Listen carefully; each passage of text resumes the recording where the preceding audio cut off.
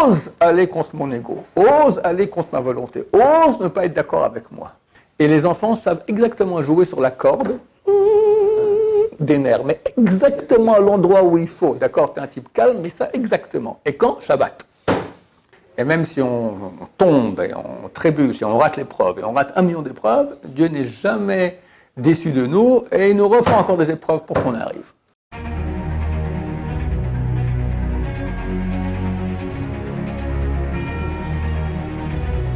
Ce jour dédié pour l'éducation juive, la santé, la réussite scolaire et la parnassa pour mes enfants, Bezrat Hashem, d'un dédicaceur inconnu. Alors la question de Binyamin. Oui, je me demandais en fait quand est-ce que la colère est justifiée, quand est-ce que c'est considéré comme une faute ou pas une faute? Ok. Quand est-ce que la colère est justifiée? Quand c'est considéré comme une faute ou pas une faute? C'est jamais justifié. Qu'est-ce que c'est que la colère? La colère provient de notre orgueil, de notre ego. Quand une chose ne va pas comme moi je l'entends, on est tous orgueilleux. Il ne faut pas rêver, d'accord? Maintenant, plus tu es orgueilleux, plus ton seuil de la colère, il est bas. Il y en a pour un petit guili-guili, ils se mettent des gens en colère. D'accord? Avec les proches, beaucoup plus qu'avec les gens éloignés. Si son directeur lui fait une remarque, ou même lui fait quelque chose de méchant, il va supporter en silence. Si sa femme ose, elle a osé déposer, je ne sais pas moi, une cuillère à laver dans l'évier Bassaris, c'est rien. Le volcan. Ça, quelqu'un qui est très orgueilleux, donc son seuil de colère, il est très petit. Plus quelqu'un est humble, plus il va supporter des choses qui vont contrairement à sa volonté, sans se mettre en colère. La colère est provoquée par quoi? Par une incapacité d'accepter que mon ego accepte la situation qu'il y a. Et je perds les pédales. Mon âme me quitte. La colère, c'est mon âme qui me quitte. Et à la place vient une âme du Sitra Achra, du côté du mal, complètement négative. Terrible. Et si c'est une très grande colère, au point où on casse des ustensiles, on fait des bêtises, d'accord? Alors on est comparé à quelqu'un qui fait de l'idolâtrie, parce qu'on est en train, c'est le côté de l'idolâtrie qui est en nous et qui agit. Et c'est écrit que toutes les mitzvot qu'on a fait durant notre vie, elles partent. Tu recommences tout à zéro. Alors je pense, pour me calmer, que ce qui est écrit, c'est Rabbi Noiri qui a écrit cela, donc son œuvre, Rabbi Chaim Vital écrit cela. Je pense que ça veut dire que la sainteté, quelqu'un il fait des mitzvot, la Torah, il se retient de se mettre en colère, etc., il reçoit de la sainteté. Il reçoit une proximité d'Hachem, il a une facilité à prier, etc. Alors, je pense que c'est ça qui part, qu'il doit reprendre à zéro tout le travail pour arriver au même niveau de sainteté. Mais je ne pense pas que ça signifie que quand tu arrives au Lamaba, mon cher ami, tu as vécu 86 ans et 6 mois, à 86 ans et 5 mois, tu t'es mis en colère, tout est parti, tu n'as plus qu'un mois de mitzvot. Je ne pense pas que c'est ça, ce serait trop impossible. Il n'y a aucun cas qui justifie la colère. Même Moshe Rabbeinu, qui était l'homme le plus humble qu'il y avait sur terre, il s'est mis en colère. Et chaque fois qu'il s'est mis en colère, il a fait une erreur. Chaque fois qu'il s'est mis en colère, il a fait une erreur. Dans notre paracha, vient le parachat de Pinchas, vient le chef de la tribu de Shimon. Et avec ses cheveux, comme ça, il attrape une bonne femme sur les cheveux qui était une princesse. Il amène à Moshe. Elle est permise ou interdite? Elle était midianite. Alors Moshe dit, elle est interdite, c'est une Goya. Et toi, ta femme, elle est midianite aussi. Sa femme aussi, elle vient de Midian. Il s'est énervé, Moshe, il ne savait plus quoi répondre. Il y avait là-bas le petit-fils de Aaron HaKohen, Pinchas ben Ezra ben Aaron HaKohen, qui lui s'est rappelé que dans ces cas pareils, alors on agit d'une certaine façon. Et il a dit ça à Moshe, ok, c'est bon, alors que c'est en araméen, Rashi le ramène, je vous le cite pour que les gens lisent Rashi, ne comprennent pas ce qu'ils disent. Kariana dikata hiuleve parvanka, que celui qui lit l'avis du roi, dans le temps, il n'y avait pas Internet pour envoyer un avis, il n'y avait pas non plus les micros qui passaient, il y avait oyez, oyez, bonnes gens, voilà, alors l'édit du roi, celui qui le lit, que lui aille le réaliser. Donc toi, Pinchas, tu t'es rappelé, toi, va faire cette mitzvah-là. Chazal disent que Moshe Rabbeinu, vu qu'il s'est énervé, il a oublié cette halakha. C'est Pinchas qui l'a rappelé. Quand tu t'énerves, tu n'es plus toi. Et comme j'ai dit, il y a un énervement qui est intérieur, on ne voit rien, ça arrive et ça part. Ceux qui les connaissent verront une petite seconde sur ton visage, d'accord? Puis après, il y en a un où tu parles avec calme, mais on sent que tu bouillonnes intérieurement. Puis un où tu parles déjà plus trop calme. Et puis un où c'est déferlement terrible, d'accord? Dans tous ces cas-là, c'est interdit. Et c'est jamais justifié. Il y a des cas où on autorise une soi-disant colère, c'est quoi? Tu peux jouer comme si tu es fâché. Par exemple, le Rosh Yeshiva vient à la Yeshiva, où le père rentre à la maison, il voit une chose qui ne va pas, et alors il va crier sur les enfants, d'accord? Il va crier sur ses élèves, comme s'il est fâché. C'est très déconseillé de jouer à ça. Pourquoi? Parce que on commence à jouer la comédie, puis après on devient l'acteur. On vit l'acteur, on vit l'action. Ça veut dire que un bon truc pour ne pas se mettre en colère, quand tu sens que ça commence à monter, et tu veux parler, c'est baisser le ton. Même te mettre à chuchoter. Comme ça, tu maîtrises le fait que tu remarques que quand quelqu'un est en colère, il se met à parler plus fort. Parce que la colère, elle agit dans ce sens-là. Alors, pour contrecarrer, c'est très dur de maîtriser l'intérieur. Comment on peut maîtriser l'intérieur? C'est un truc que beaucoup de grands commentateurs expliquent. Je n'ai pas la maîtrise de l'intérieur, mais j'ai la maîtrise de l'extérieur. Je peux maîtriser mon corps. Par exemple, on a étudié dans Misat Sharim, par exemple, il parle maintenant de comment avoir l'envie de servir Dieu. Alors, courir, se presser. L'action extérieure, elle a un impact sur l'intérieur, que tu seras pressé, tu auras après envie de mieux servir Dieu. Quand tu vas pépère comme ça, la nonchalance, d'accord, la paresse, elle crée aussi un refroidissement intérieur. Donc là, maintenant, vu que j'ai une colère intérieure, comment je peux faire pour la baisser? Je vais parler à voix basse, et par cette action qui est contraire que c'est de la colère, donc extérieure, je maîtrise mieux. Maintenant, tu maîtrises, et tu commences à crier. Tu joues la comédie comme si tu es fâché. Si tu n'es pas un grand calme, d'accord, au bout de 10 secondes, tu cries et tu es vraiment en colère. Tu commences à vivre ton personnage que tu es en train de jouer. Donc c'est très déconseillé de jouer la comédie. Mais c'est permis. C'est permis si quelqu'un sait qu'il arrivera à faire comme s'il est fâché et à ne pas se fâcher du tout, permis. Mais être fâché vraiment, c'est uniquement le produit d'un manque de contrôle de soi-même qui a été provoqué par l'incapacité d'accepter une situation qui va contre mon ego, mon fichu ego. Et c'est clair que c'est la source de beaucoup de malheur. Évidemment, comme j'ai déjà signifié, l'endroit avec les gens avec lesquels on sera le plus en colère, c'est avec les gens qui sont proches, notamment le couple, d'accord? Il n'y a personne qui est plus proche de toi, normalement, que ton conjoint. Donc chaque petite note qui ne sonne pas comme il faut tout à fait, chaque bémol, d'accord, est ressenti très puissamment, donc provoque une réaction. Si tu sais pas te maîtriser, tu vas réagir. Et ton conjoint qui est en face, il va être touché, lui aussi va réagir. Et toi, tu vas réagir à cette réaction. Donc ça commence sur le ping-pong, après le tennis, après ça finit avec les missiles balistiques, bombes à neutrons, d'accord? Et au bout de quelques fois, on va au rabbinat pour faire un guet, d'accord, un chémichement. Tout ça à cause d'une bêtise qui s'appelle l'ego, qu'on n'est pas capable de se retenir. Alors il y a des gens qui sont plus coléreux que d'autres, surtout les gens qui sont sentimentaux, d'accord, qui prennent les choses au niveau du sentiment, pas avec la tête. Quelqu'un qui est très très rationnel, alors il pourra maîtriser son corps, mais quelqu'un qui vit très au niveau du cœur, très sentimental, il est passionné, donc c'est un grand passionné et tout le met en colère. C'est un gros problème, c'est un gros problème. Alors il y a des livres qui ont été écrits à ce propos, ça vaut la peine de les lire tous les jours, 10 minutes. Et il y a un du Rav Tobolsk qui s'appelle « Chasse la colère de ton corps », un de mon ami le Rav Abraham Sidbon, j'ai oublié le titre du livre, mais c'est un livre sur la colère aussi. Il y a ceux qui sont intéressés qui m'ont écrit, je leur enverrai les deux titres de ces livres-là, ça vaut la peine de lire tous les jours du Moussar là-dessus, parce que c'est un vrai problème. Comment on fait pour travailler sur la colère? On travaille. On se maîtrise. Bien que ça te rend fou, peu à peu, tu commenceras à plus maîtriser. C'est comme un muscle. Tu fais des exercices avec des haltères, au bout d'un moment, tu te fais des gros biceps. Là aussi, tu vas faire des gros biceps pour arriver à maîtriser ta colère.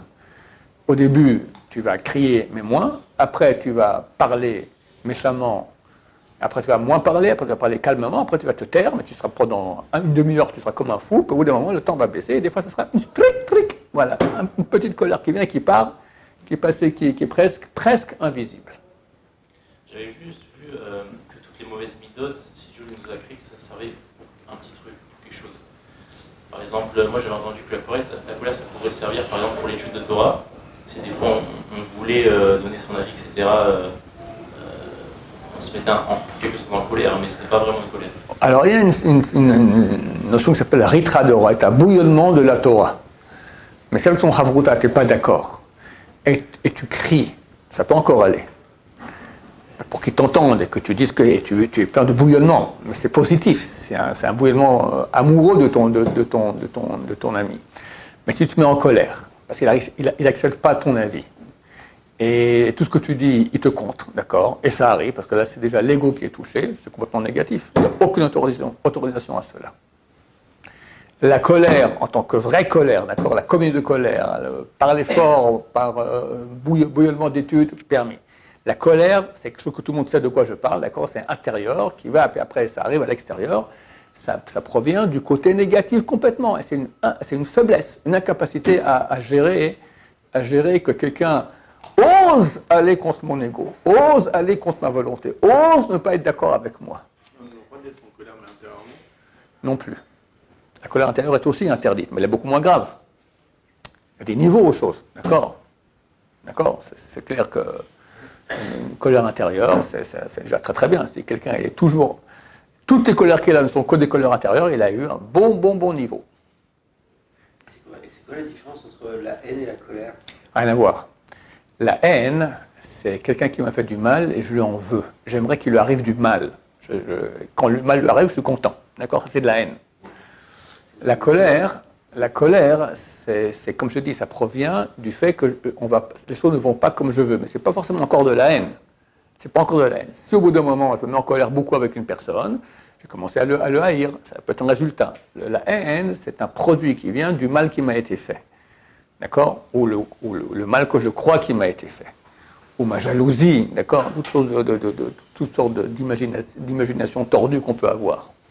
Provoque la haine, qui est interdite par la Torah. D'accord? C'est un l'avdoraita. La haine intérieure. La haine intérieure, oui. C'est celle-là la faute. Ouais. La haine de extirper parfois, il faut aussi savoir. La haine extirpée, c'est marqué Lotisna tachicha bilevavcha. Tu ne vas pas haïr ton frère dans ton cœur. Donc l'interdiction, c'est dans le corps. Je lui fais un grand sourire, mais dedans, j'aimerais bien qu'un gros malheur lui tombe sur la tête. Maintenant, si c'est une haine extérieure et je l'exprime, alors on ne va pas transgresser l'interdiction d'avoir la haine dans son corps, mais il y a d'autres interdictions qu'on transgresse. L'autonou, il fait un métaux, tu n'as pas le droit de blesser ton prochain, c'est interdit aussi. Donc il faut enlever toute la haine du cœur, c'est un grand travail, c'est vrai. Ce qui va concerner Amalek, etc. Attends, excuse-moi. Donc maintenant, parle maintenant. Dans les nerfs, c'est pas forcément parce que quelqu'un m'a énervé. Regarde, quelqu'un maintenant, il est énervé par ses enfants. Il va haïr ses enfants. Non, il aime ses enfants. Mais il le rend fou. D'accord? Il s'énerve. D'accord? Shabbat, c'est beaucoup plus grave de s'énerver. Shabbat, tout est plus important. Les mitzvot qu'on fait valent 1000 fois ou 170 millions de fois plus. Et les péchés qu'on fait sont aussi beaucoup plus graves.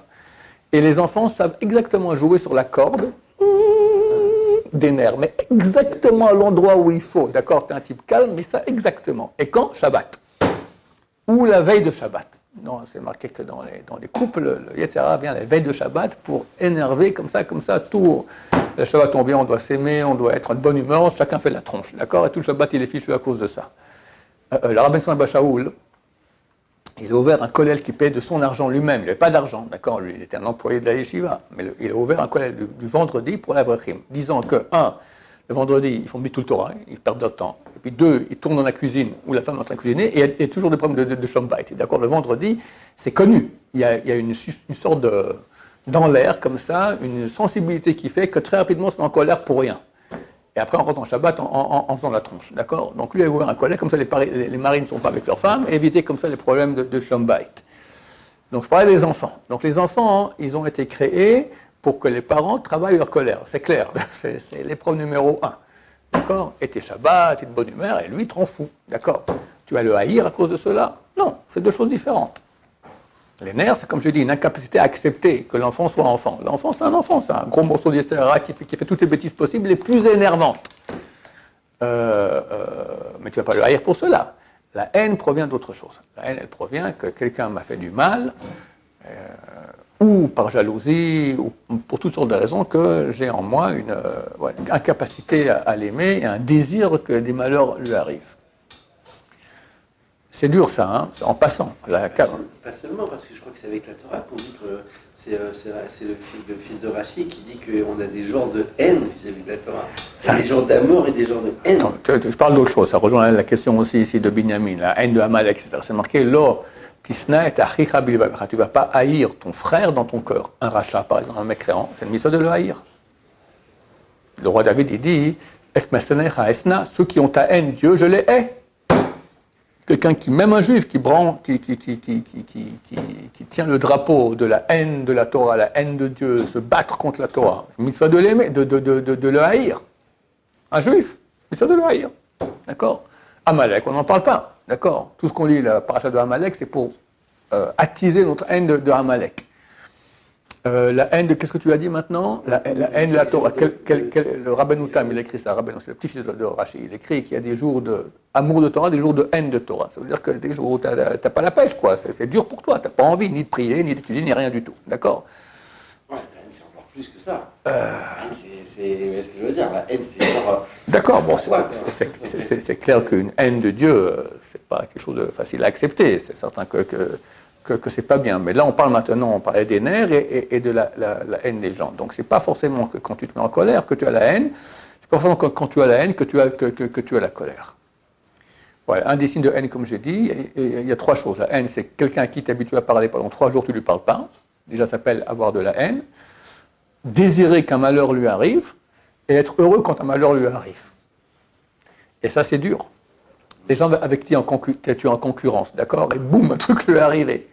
C'est très dur, c'est très dur. Les sages d'Israël ont dit, chacun a la haine de ceux qui ont la même profession que lui-même, d'accord?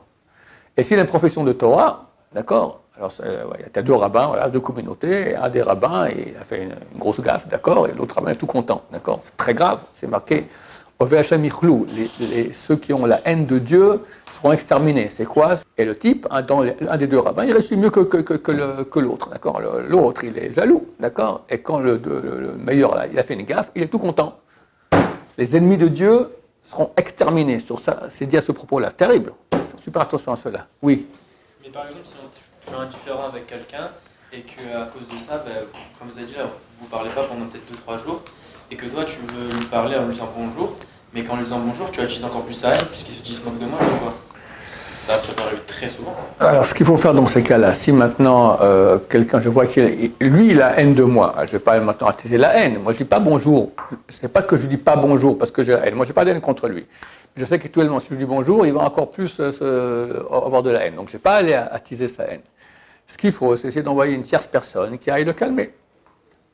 Lui dire, écoute, je ne sais pas pourquoi tu lui en veux, il t'aime beaucoup, etc. Et, enfin, essayer de mettre... Comme si ça s'est passé entre vous deux en train d'ébruiter, que vous avez eu un différent. Et ça ok, alors chaque chose à voir qui, quoi, comment. Des fois on peut, mais ça dépend qui tu prends comme tierce personne. Si tu prends une tierce personne que lui sera d'accord que tu en aies parlé, parce qu'il aime beaucoup, il la respecte, etc. Il faut voir, dans chaque cas, il faut voir ce qui est le mieux pour instituer la paix, Be'ezrat Hashem. Une dernière question.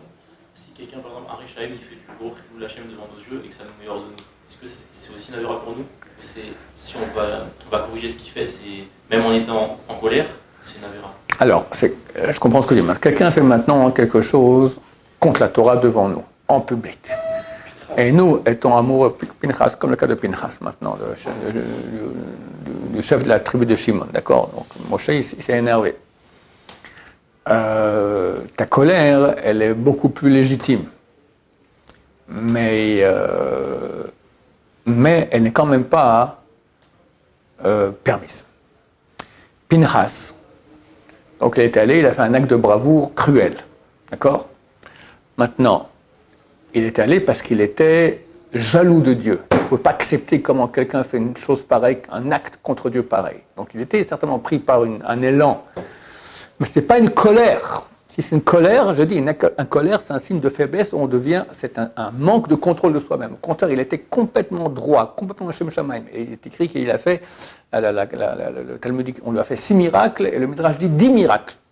aucun de ces miracles aurait été fait, et il aurait été tué pour ce qu'il a fait, s'il n'a pas été complètement nickel. Nickel! Pas de colère. La colère, c'est bestial. Là, c'est une colère, on va dire, une jalousie, un enthousiasme, d'accord, puissant, mais c'est de la tête, dans la tête, pas dans... la colère, c'est bestial, c'est la partie animale en nous qui se réveille. Ça, il n'y a aucune autorisation à cela, aucune, rien, wallo. Comment ça, il était jaloux de Dieu?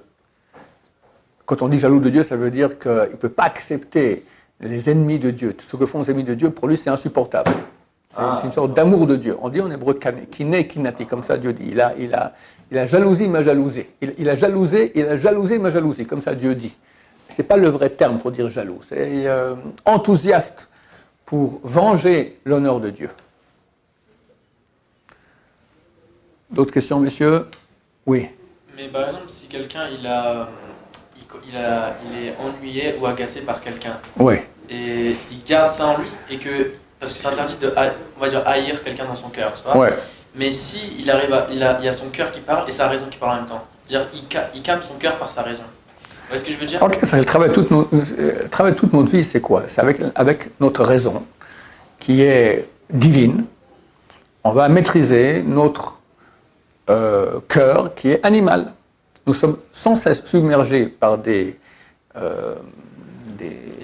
flux qu'envoie notre cœur à notre tête. Et ces flux sont des flux animaux.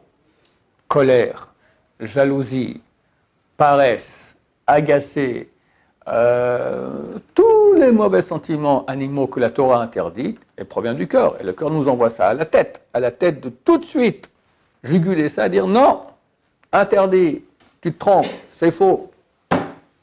Maintenant, on n'est pas obligé non plus de se mettre en situation d'épreuve. Si tu vois quelqu'un qui t'agace, eh ben, tu changes de chambre, tu l'éloignes, tu l'évites. D'accord? Ça ne sert à rien de se mettre en situation de... Voilà, comme j'ai dit, ça ne sert à rien de tourner à la cuisine avec sa femme le vendredi après-midi, ça va finir avec ça, ça va faire boum. Va autre part. Va autre part. Donc, quand on sait qu'il y a des situations border, comme ça, on risque de tomber, il faut s'éloigner de l'épreuve. Déjà, la vie est suffisamment dure comme ça pour qu'on amène sur nous des épreuves supplémentaires. C'est bien d'éviter cela. Et à des niveaux très grands, les gens se mettent, oui, en situation d'épreuve. Ce n'est pas encore pour nous. D'accord? Le roi David, pour expier son péché avec Bathsheba, il faisait passer ses femmes devant lui, maquillées, très belles, tout ça, et n'allait pas avec elles, exprès, pour juguler ses instincts. Mais ce n'est pas pour nous. Est-ce que ça peut être un moyen, justement, enfin, entre guillemets, d'en rigoler, c'est-à-dire en disant, quand on sent la situation arriver, presque se dire, Hachel, je vois ton épreuve. Très bien, excellent. Très bien. Je ne vais pas tomber dans ton. Très bien. La rigolade, c'est très bien parce que ça fait qu'on ne va pas vivre le truc vient et on sent qu'on va le vivre. Non, c'est une bêtise, mais tu rigoles de ça, c'est un moyen extraordinaire de pas le. Ah, bah, t'en fais une bêtise, d'accord. T'en fais une bêtise en rigolant. C'est très bien, donc ça reste extérieur. Tu vois l'épreuve arriver et tu rigoles. J'ai eu une fois un de mes rabbinim ici, j'ai vu son fils, je ne sais pas quoi, il a fait une bêtise, tout ça. Alors il a rigolé comme ça, il a rigolé pour aller faire une remarque. Pourquoi il a rigolé? Parce qu'il allait s'énerver. Mais exprès, il a rigolé du genre, voilà, c'est rien du tout, normal, et hop, voilà, c'est très très bien. Ouais, c'est une très bonne façon de maîtriser l'épreuve de colère ou autre épreuve où on risque de vivre quelque chose de négatif. Parce que tout vient du ciel. Tout vient du ciel, toutes les épreuves proviennent d'Hachem, c'est clair. Lui est le plus grand éducateur et il va éduquer chacun exactement au niveau où il a besoin d'être éduqué. Cette épreuve qui vient, elle vient exactement parce qu'on a besoin de ça maintenant. Il n'y a pas le plus grand éducateur qu'Hachem. Hachem veut nous parfaire. Et il envoie des épreuves pour nous parfaire. Voilà. Et même si on tombe et on trébuche et on rate l'épreuve et on rate 1 million d'épreuves, Dieu n'est jamais déçu de nous et il nous refera encore des épreuves pour qu'on arrive. Et à la fin, s'il voit qu'on n'arrive pas, il fera quand même monter par la souffrance. Baruch Adonai, l'olam, amen, va amen.